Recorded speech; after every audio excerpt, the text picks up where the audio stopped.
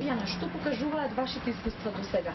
Зошто најчесто исчезнуваат деца или еве можеби младинци додека станат нели полнолетни и каде лежи целиот проблем? Дали можеби социјални, економски проблем или ништо друго?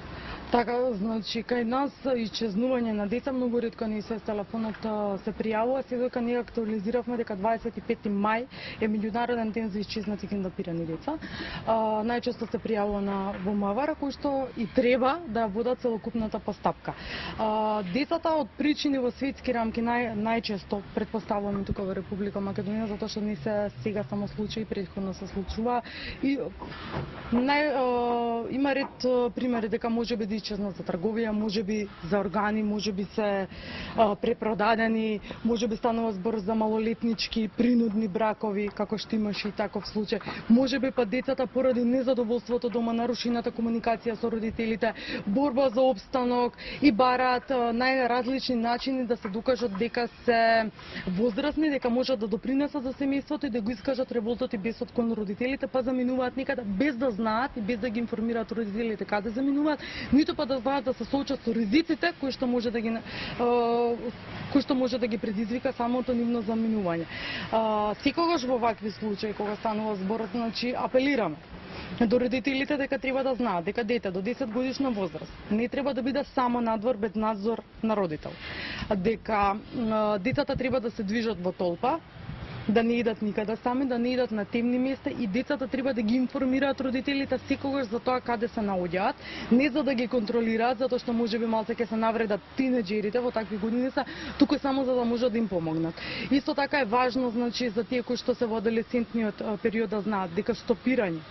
на возила, качување во возило со непознати лица, макар биле тие и релативно на нивна возраст, е ризично и не е безбедно, затоа што не секогаш се знае каде можат да завршат и со кој човек имаат работа. Она што е ваша идеја, иницијатива е воведување на бројко што би помогналите токму конкретно за вака исчезнати деца, исчезнати лица. Зашто всушност се работи и што зборува европската пракса на ова прашање? Така, станува збор за бројот 116000, тој е европски хармонизиран број, точно кој што се занимава со прашањето на исчезнати киднапирани деца. Станува збор за 24 часовна линија, која што ќе биде достапна од сите мобилни и фиксни оператори и со која што би можеле да бидеме како дел, првата детска амбасада меѓаше со својот и се телефон дел од Child Helpline International како меѓународна мрежа, да бидат подостапни информациите и до другите организации, доколку детето кое што е исчезнато е надвор од границите на Република Македонија, да ги информираме за да можат они нивната полиција, служба да информираат за да на некој начин да помогнеме работата на Министерството за внатрешни работи од информациите кои што ги добиваме ние, затоа што некогаш луѓето тешко им е да се јават можеби во полиција, може да се јават кај нас на ваков начин, ние секогаш ги информираме Министерството и сметаме дека неговата важност е пресудна. Меѓутоа, на ваков начин ќе биде подостапен до сите, ќе се чувствуваат послободни да се јават и многу побрза би била комуникацијата. Ние соработуваме со Smile of the Children од Грција, каде што веќе е воведено овој број, каде што работат повеќе оператори, каде што е поддржано, значи финансиски и на таков начин во рок од неколку часа деца кои што се исчезнати од Романија, од Италија, а биле на територија на Република Грција, по конкретниот случај,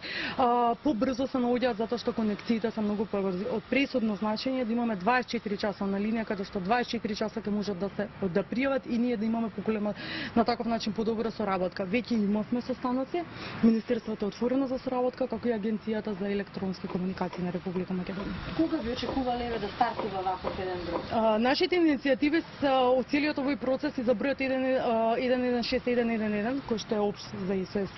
телефон за било какви проблеми кои што можат да се јават, иницијативи се години наназад. Проблемот е во тоа што не достигаат финансиски ресурси, затоа што покривање на еден таков број значи човечки ресурси, значи вложување во не само во инвентар, туку техничка поддршка и така натаму.